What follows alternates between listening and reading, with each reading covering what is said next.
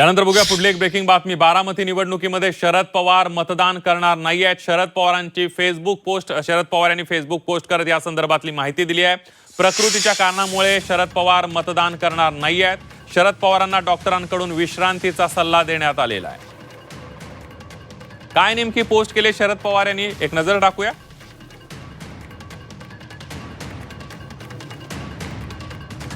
पोटनिवडणुकीसाठी बारामती येथे येऊन आतापर्यंतच्या प्रघातानुसार मतदान करण्याचं मी ठरवलं होतं।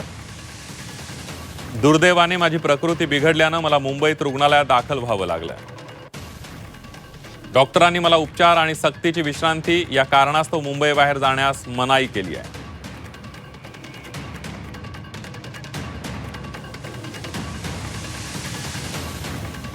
आणि त्यामुळे अत्यंत नाईलाजास्तव मतदानाचा हक्क बजावण्यापासून मला वंचित राहावं लागतंय।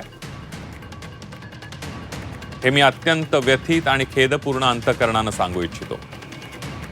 माझ्यावर अथक प्रेम व विश्वास असलेले बारामतीचे नागरिक, मतदार व कार्यकर्ते मला समजून घेतील याची मी खात्री बाळगतो, अशी पोस्ट शरद पवार यांनी फेसबुकवर केली आहे।